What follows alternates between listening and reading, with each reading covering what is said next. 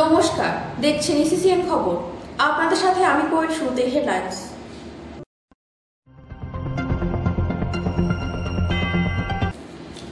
মর্মান্তিক পথ দুর্ঘটনায় মৃত্যু এক অটো চালকের।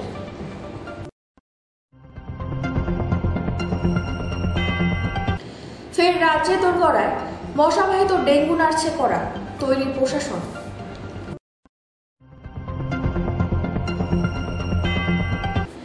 সীমান্তে চেকিংয়ে হতবাক এসএসবি। আসছি বিস্তারিত খবরে। মর্মান্তিক পথ দুর্ঘটনায় মৃত্যু এক অটো চালকের। তুফানগঞ্জ ঘোগারকুটি এলাকায় অটো লরির মুখোমুখি সংঘর্ষ, ঘটনাস্থলে মৃত্যু অটো চালকের। ঘটনাটি ঘটেছে তুফানগঞ্জের ঘোগারকুটি এলাকায়। ঘটনার খবর পেয়ে ঘটনাস্থলে আসে পুলিশ। ঘটনায় ব্যাপক চাঞ্চল্য ছড়িয়ে পড়েছে গোটা এলাকা জুড়ে।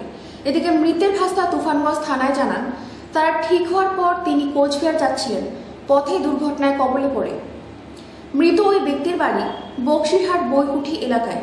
মৃত ওই অটো চালকের নাম সুবল ঘোষ। এদিকে তুফানগঞ্জ থানার পুলিশ ঘাতক ট্রাকটি আটক করে নিজেদের হেফাজতে নিয়েছে। ইতিমধ্যে ওই ব্যক্তির দেহ ময়নাতদন্তের জন্য পাঠানো হয়েছে কোচবিহার এমজেএন হাসপাতাল ও মেডিকেল কলেজে। তো যেটা শুনলাম সেটা হলো কোচবিহার যাচ্ছিল নাকি, নিউ কোচবিহারে কোনো প্যাসেঞ্জার আছে, ওই প্যাসেঞ্জার নিয়ে আসামে যাবে। যাওয়ার সময় অ্যাক্সিডেন্ট হয়। কোথায় হয়েছে এটা নতুন বাজার ব্রিজের আশেপাশে। কি নাম ওনার? উনির নাম হচ্ছে সুবল ঘোষ। বয়স কেমন হবে? বয়স 55 কাছাকাছি। কি করেন উনি? উনি অটোই চালান, নিজে অটোর মালিক। মানে প্যাসেঞ্জার নিয়ে আসতে যাচ্ছিল? প্যাসেঞ্জার নিয়ে আসতে যাচ্ছিল। ইসিসিএন খবর, দিনহাটা। ফের রাজ্যের দোরগড়ায় মশাবাহিত ডেঙ্গু নাড়ছে কড়া, তৈরি প্রশাসন। গতবার তেমনভাবে শহর শিলিগুড়িতে প্রভাব ফেলতে পারেনি মশাবাহিত ডেঙ্গু, তবে তা নিয়ে আত্মসন্তুষ্টি নয়। এবারও প্রথম থেকে লাগাম টানার চেষ্টা এই মশাবাহিত ডেঙ্গু রোগকে। ইতিমধ্যে রাজ্যে ডেঙ্গুর প্রভাব পড়তে শুরু করেছে। শিলিগুড়িতে বর্তমানে মোট 12 জন এই রোগে আক্রান্ত।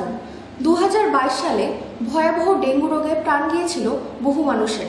তবে তারপর থেকে শিক্ষা নিয়ে এগিয়ে চলেছে শিলিগুড়ি পুরসভা, যার ফলস্বরূপ 2023 সালে এই রোগকে মোকাবেলা করতে সক্ষম হয় শহরের মেয়র গৌতম দেব। তাদের একাধিক পরিকল্পনার কাছে মাথা নত করতে হয় ডেঙ্গু মশাদের। এবারও যাতে এই মশাদের মাত দেওয়া যায় তার আগাম পরিকল্পনা শুরু করেছে শিলিগুড়ির মেয়র গৌতম দেব। ইতিমধ্যে একাধিক বৈঠক করেছেন তিনি। মঙ্গলবার জলপাইগুড়ি মহকুমা শাসক ও দার্জিলিং মহকুমা শাসকের ভার্চুয়াল উপস্থিতিতে ও পুরসভার স্বাস্থ্য দপ্তরের আধিকারিকদের নিয়ে একটি বৈঠক সারেন তিনি। বৈঠক শেষে তিনি জানান, ডেঙ্গুকে কোনোভাবেই বাড়তে দেওয়া যাবে না। তারা ইতিমধ্যেই আগাম প্রস্তুতি শুরু করেছে। তবে পরিবেশের স্বার্থে আপাতত তারা ফগিং মেশিন ব্যবহার করবেন না। তবে সচেতনতামূলক প্রচার সহ ব্লিচিং, পরিষ্কার পরিচ্ছন্ন সমস্ত কিছুর দিকেই নজর দেবে পুরসভা। পাশাপাশি মেয়র গৌতম দেব এই রোগের মোকাবেলা করার জন্য সমস্ত নিয়ম মেনে চলার আবেদন জানান শহরবাসীর কাছে। জমা জলের সম্ভাবনা বেশি, সুতরাং ভালনারেবল পিরিয়ড অলরেডি স্টার্টেড। এখন থেকে আমাদের জুন মানে May, June, July, August, September, October, November 7 মাস আমাদের কন্টিনিউ ডেঙ্গির বিরুদ্ধে আমাদের সচেতনতা আমাদের লাগবে। এটা আমরা করতে চাই এবং আমরা আশা করব যে নাগরিক সচেতনতা, সবার সচেতনতা এবং আপনারা যারা সংবাদ মাধ্যম, আপনাদের মাধ্যমেও একটু মানুষের মধ্যে এই প্রচারটা যাক যে সবাই মিলে আমরা আমাদের আশেপাশের এলাকা, আমাদের এলাকা আমরা পরিষ্কার পরিচ্ছন্ন রাখি। আমরা রেগুলার বেসিসে স্প্রে করছি। এখনই আমরা ফগিংটা স্টার্ট করছি না, সেটার একটা নেগেটিভ ইম্প্যাক্ট আছে আমাদের এনভায়রনমেন্টে। সেজন্য ওটাকে একটু রেস্ট্রিক্টেড রাখতে বলেছে। সেজন্য আমরা আমাদের স্প্রেইংটা বাড়াচ্ছি। সব দিক থেকে আমরা চেষ্টা করছি। কোনো জায়গায় কোনো অসুবিধা হলে মানুষ আমাদের বলবেন। আমাদের হেল্পলাইন আছে, হেল্পলাইনটাকে আমরা আরও শক্তিশালী করব। আমাদের ফিভার ক্লিনিকগুলোর সাথে আমরা কন্টিনিউয়াস যোগাযোগ রাখছি। আর আমরা বলবো আমাদের স্বাস্থ্যকেন্দ্রগুলোতে ডাক্তারবাবুরা বসেন, সেখানে কোনো অসুবিধা হলে মানুষ মেডিকেল করিয়ে নেন। এখন কি অবস্থা রয়েছে? এখন it is very much under control. যতটা স্যাম্পলিং আমাদের হয়েছে এবং পজিটিভ কেস যেটা পেয়েছে সেটা রেশিওটা is very very under control. কিন্তু এটা তো ওই সময়টায় ডেঙ্গি কেস তো বেশি হয় না, হবে তো মে জুন থেকে শুরু হয়, আর এটা চলে অক্টোবর নভেম্বর অবধি। সেই জন্য এখন থেকে নভেম্বর পর্যন্ত আমাদের খুব কড়া নজরে থাকতে হবে। আর এটা প্রিভেনশন হিসেবে আমরা জানুয়ারি থেকে কিন্তু কাজটা করছি। গতবার তো হয়নি। ইসিসিএন খবর, দিনহাটা। সীমান্তে চেকিংয়ে হতবাক এসএসবি। খড়িবাড়ির ভারত নেপাল সীমান্তের পানিট্যাঙ্কিতে বন্য জীবজন্তুর একাধিক দেহাংশ সহ গ্রেফতার এক নেপালের নাগরিক। ধৃতের নাম ডম্বর সাপকোটা, নেপালের বাসিন্দা।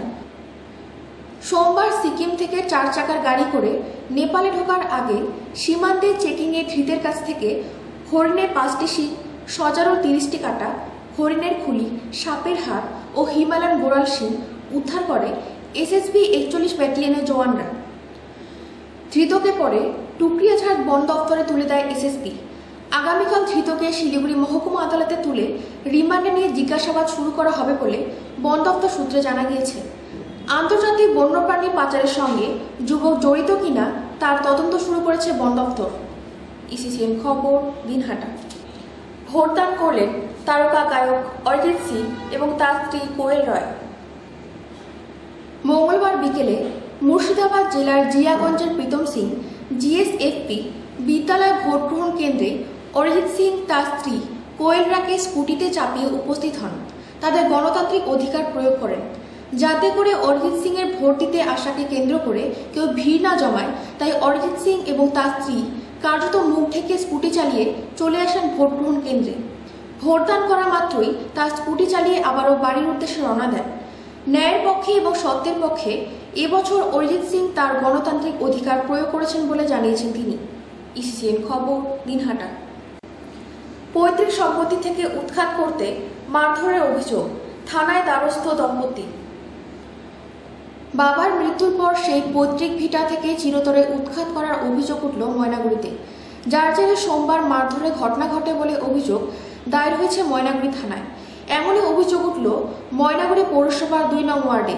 অভিযোগের বয়ানে জানা গিয়েছে তপন মৃধা ও তার স্ত্রী সীমা মৃধাকে তাদের পৈতৃক ভিটা থেকে উৎখাত করতে ক্রমাগত প্রাণনাশের হুমকি দিতেন তার ভাস্তা সহ তাদের পরিবারের বাকি সদস্যরা। প্রতিদিন তাদের উপর অত্যাচার করা হতো বলে অভিযোগ করেছেন। কিন্তু সোমবার রাত 7:30 নাগাদ তাদের উপর লাঠি, কাঠের বটম দিয়ে অতর্কিতভাবে হামলা চালায় বলে অভিযোগ, যার জেরে রক্তাক্ত হয়ে ময়নাগুড়ি গ্রামীণ হাসপাতালে চিকিৎসা করান তারা। এরপর মঙ্গলবার সস্ত্রীক ময়নাগুড়ি থানায় ভাইয়ের স্ত্রী এবং ভাস্তা নামে লিখিত অভিযোগ জমা করেন, যদিও এই বিষয়ে তাদের কোনো প্রতিক্রিয়া পাওয়া যায়নি। কাকে মারছে আর আপনাকে আর কাকে? আমাকে আর আমার ওয়াইফকে মারছে। কি না আপনার ওয়াইফে? সীমা মৃধা। কেন মারলো? কেন কে মারলো? ওই যে বাবার ভিটার জায়গাতে আমরা আসছি তাই। তো বললাম যে এইরকম কি মাঝে মাঝেই মারে? 2বার হইলো। 2বার হলো? হ্যাঁ। তো সামনে বললাম যে কি বলে আপনার, কি কারণে মারে? বাড়ি ছাড়ো। বাড়ি ছাড়ো? হ্যাঁ, তোমার বাবা মারা গেছে, বাবার কোনো ইয়া নাই। কে বলে এটা ভাস্তা। আচ্ছা, ওর নাম উত্তম মৃধা। বাড়ি কোথায় আপনাদের? আনন্দনগর। আনন্দনগর কত নম্বর? 2 নম্বর ওয়ার্ড। 2 নম্বর ওয়ার্ড। হ্যাঁ। আপনাদের বর্ণালী বাড়ি। কাউন্সিলর বলছেন? কাউন্সিলর? হ্যাঁ বলছি। কাউন্সিলর কি বলছে? সে বলে যাও, আমি ফোন করে দিচ্ছি, ব্যবস্থা করবে। থানায় কি অভিযোগ জমা করলেন? হ্যাঁ, অভিযোগ এই যে দিলাম, এটা দিলাম, বলে ওখান থেকে ইনকোয়ারি যাবে। কোথায় কোথায় মারছে আপনাকে? এই যে হাতে, পায়ে, কোমরে। ইসিসিএন খবর, দিনহাটা। ইসিসিএন খবর এখনকার মতো এ পর্যন্তই। আপনারা দেখতে থাকুন ইসিসিএন খবর, সবার মাঝে সবার সাথে।